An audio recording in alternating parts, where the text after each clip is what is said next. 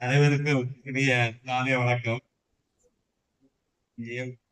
பல கட்டமா பிரிந்திருந்த பல விதமா பிரிந்திருந்த நமது நோய்பட்டோர் சங்கத்தை ஒருங்கிணைத்து ஒரே தலைமைக்குள் கொண்டு வந்த நமது முன்னாள் நேஷனல் பொதுச் செயலாளர், முன்னாள் ராயன்ட்ராக் பொதுச் செயலாளரான சுப்பிரமணியம் அவர்களுக்கு மனமார்ந்த வாழ்த்துக்களை நேரத்தில் தெரிவித்துக் கொள்வதில் கடமைப்பட்டுள்ளேன்.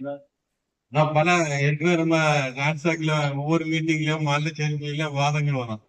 2 சங்கமா இருக்காங்க, உங்க வந்தா மட்டும்தான் நம்ம மாநில தலைமை அலுவலகத்துல வந்து இடம் கொடுக்க முடியும்.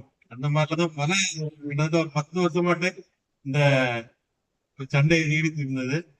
அதை கட்டுக்கோப்பாக ஒரே சங்கமாக செயல்படுத்திக் கொண்டிருக்காங்க. அவங்களுக்கு நமது டான்சாக் சங்கத்தின் சார்பாக மாநில தலைவர் சார்பாக வார்த்தைகளை தெரிவிக்க முடியும்.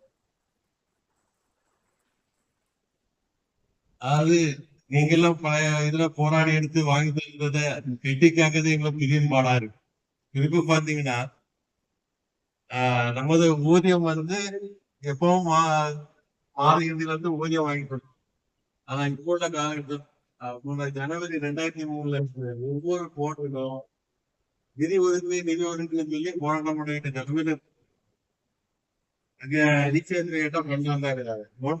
கேட்டா உங்களுக்கு 2500 கோடி ரூபாய் நாங்க ஒதுக்கியாச்சு, டிசிஎஸ் வந்து மட்டும் கொடுக்க மாட்டாங்க, அலர்ட் கொண்டு கொடுக்க மாட்டாங்க. இப்படி பல கட்டமாக ஒவ்வொரு ஓட் வைஸும் ஜேடிஎஃப் போய் சண்டை போட வேண்டியதா இருக்கு. டிசிஎம் இடத்துக்கு லெட்டர் போட்டா அவங்க ரெஸ்பான்ஸே இல்லை. அது ஒரு பெரிய போராட்டத்துல தான் நாங்க இருந்துருக்கோம். அது மட்டும் இல்ல, பல கட்டமா கிட்டத்தட்ட டைரக்டர் கமிஷனரு நாங்க பொறுப்பெடுத்து 12 நேரமே பார்த்தேன். இதற்கு நம்மளோட கோரிக்கைகள் எந்த கோரிக்கைகளும் அவங்க வந்து நிறைவேற்றக்கூடிய இதுலயே இல்லை. குறிப்பா பாத்தீங்கன்னா இந்த அக்கௌண்டன்ஸ் வந்து 10/3/2020 முன்னாடி பாஸ் பண்ண எல்லாத்துக்கும் அக்கௌண்டன்ஸ் வந்து அதே மாதிரி இப்போ வந்து எந்த வித அரியர் பில்லுக்கும் அரியர் பில்லு பாஸ் பண்ண மாட்டாங்க. கேட்டா கிராண்ட் இல்லை.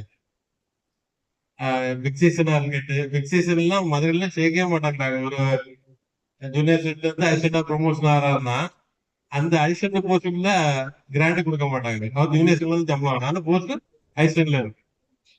அந்த மாதிரியான சில சிச்சுவேஷனுங்க. அப்படி ஒவ்வொரு கோரிக்கையா வச்சு நம்ம வந்து டான்ஸுக்கு வந்து ஒரு மாபெரும் போராட்ட நடவடிக்கையில ஈடுபட இருக்கிறோம். 10ஆம் தேதியில இருந்து 13ஆம் தேதி வரை கடித இயக்கணும்.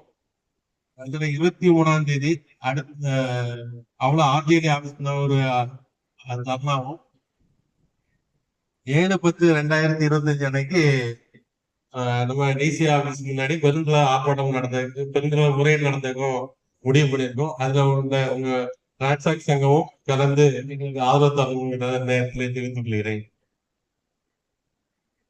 அது மட்டும் இல்ல தோழர்களே, இப்போ பாத்தீங்கன்னா நம்ம ஓய்வு பெற்றவருக்காக நம்ம கலக்கட்டா போராட்டம் நடத்திருக்கீங்க. இன்னொன்னு நம்ம தோழர் ஷெரீப் அவங்களுடைய பென்ஷன் பேப்பருக்கும் ஏற்கனவே நாங்க டான்சாக்ல இருந்தும் இந்த கோரிக்கை சேர்த்து அந்த போராட்டத்தை அறிவிச்சிருக்கோம். டான்சாக் சங்கமும் அதுக்கு நடவடிக்கை கேட்டுக்கொள்வது பொதுக்குழு கூட்டம் வெற்றி பெற தீர்மானங்கள் வெற்றி அடைய வேண்டும் என்ற வாழ்க்கை நன்றி வணக்கம்.